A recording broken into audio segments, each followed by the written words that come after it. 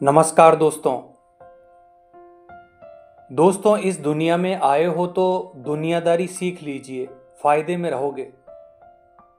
देखिए दोस्तों, ये जो दुनिया है और ये जो दुनिया के लोग हैं, ये सिर्फ और सिर्फ अपना इंटरेस्ट देखते हैं। इनको दूसरे के फायदे की और नुकसान की बिल्कुल भी चिंता नहीं है। दोस्तों, दुनियादारी सीखने का ये मतलब बिल्कुल भी नहीं है कि आप चालाक बन जाओ। आपको बनना है चतुर, यानी आपको स्मार्ट बनना है। यानी आपको समझदारी का परिचय देते हुए हर सिचुएशन में अपने आप को ढाल लेना है, अपने मन को मजबूत बना लेना है। दोस्तों, अगर आप ओवर स्मार्ट बनोगे या बिल्कुल भोले बनकर जीवोगे तो ऐसे में लोग आपकी बिल्कुल भी कदर नहीं करेंगे, वैल्यू नहीं करेंगे। अब प्रश्न ये उठता है दोस्तों कि ऐसे में क्या करें, यानी दुनियादारी सीखें तो कैसे सीखें। तो दोस्तों, सबसे पहली बात, दुनियादारी सीखने का ये मतलब बिल्कुल भी मत सोचिए कि हमें ज़्यादा बोलना आता हो या हमें हर बात का जवाब देना आता हो। बल्कि दुनियादारी सीखने का मतलब है हमें कहाँ बोलना है, कैसे बोलना है और हमें कहाँ और कब चुप रहना है। देखिए दोस्तों, जो समझदार होते हैं वो लोग बोलना तो जानते ही हैं, लेकिन उनको ये भी पता होता है कि कब और कहाँ और क्या बोलना है, कब और कितना बोलना है और कब और क्यों चुप रहना है। दोस्तों, हम कई बार ये सोचते हैं कि हम चुप क्यों रहें। ऐसा इसलिए है दोस्तों कि जो संस्कार हमें मिले हैं वो इसी प्रकार के मिले हैं। दोस्तों, कई बार तो ऐसा होता है कि लोग बहस करने लगते हैं। ऐसा आपको बिल्कुल नहीं करना है। आप बिल्कुल मौन हो जाइए, एक हल्की सी स्माइल दीजिए और वहां से निकल जाइए, क्योंकि हर बात पर बहस करने से कोई फायदा नहीं होता है दोस्तों। और यही लक्षण है कि आपने दुनियादारी सीख ली है।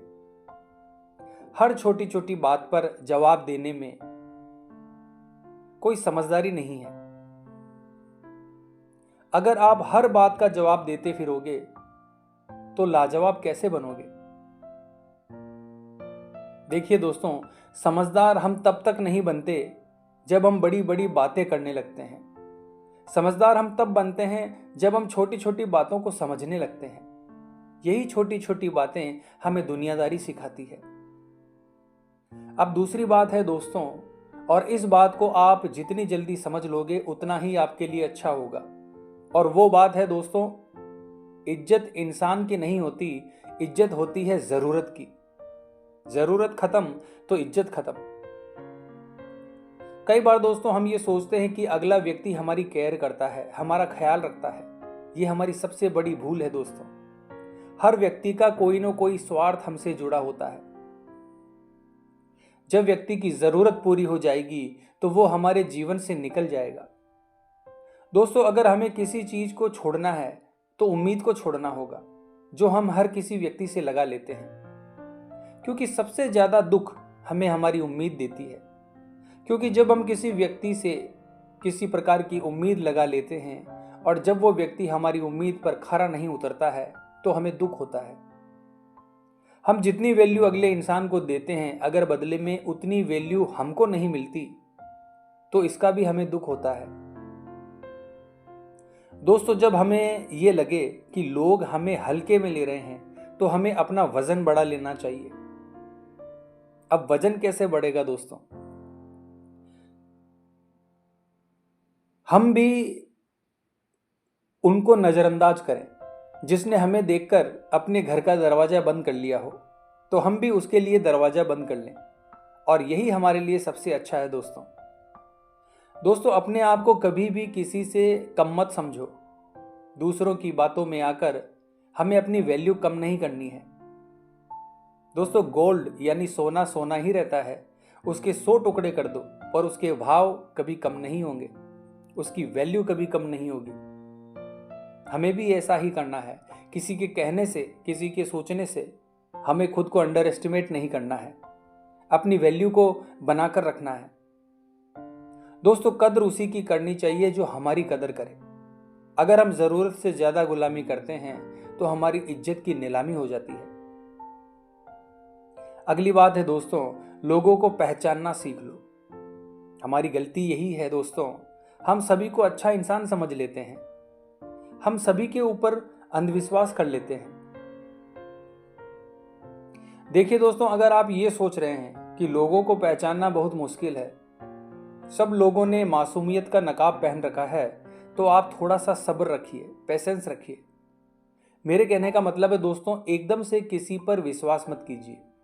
अक्सर लोग अंदर से वैसे नहीं होते जैसा वो बाहर से दिखाते हैं। क्योंकि दोस्तों, अंधेरे में तो कांच के टुकड़े भी चमकते हैं। इसीलिए जो ब्लाइंड फेथ होता है उससे हमें बचना है। दोस्तों, इस दुनिया में ऐसे बहुत कम लोग होते हैं जो हमारे मन को समझते हैं। ऐसे लोगों की खोज कीजिए जो सिर्फ आपकी आवाज से ही आपकी प्रॉब्लम्स को समझ जाएं, आपके गुस्से के पीछे का प्यार और आपकी हंसी के पीछे के दर्द को समझ लें। ऐसे लोगों को अपना बनाइए। अब अगली बात है दोस्तों, हम में से अधिकतर लोग अपने मन में बहुत गुस्सा, नाराजगी, ईर्ष्या, द्वेष, ज्वेलसी जैसी चीजें रखते हैं। यानी सामने वाले ने मेरे साथ ऐसा किया तो किया कैसे, मैं इससे बदला लूंगा। और दिन रात यही बातें हमारे दिमाग में चलती रहती है। तो इसका फायदा क्या है दोस्तों? किसी के प्रति ऐसा सोचकर आप क्यों टाइम वेस्ट कर रहे हो? उसने जो किया है उसका फल उसे ईश्वर देगा। आप क्यों अपने आप को ऐसा सोचकर दुख पहुंचा रहे हो? आप क्यों अंदर ही अंदर जल रहे हो? दोस्तों, मैं एक बात आपको बता दूं, जो चीजें हम बाहर की खाते हैं उससे हम उतना बीमार नहीं पड़ते, लेकिन जो चीजें हमें अंदर ही अंदर खाए जा रही है वो हमें ज्यादा बीमार करती है।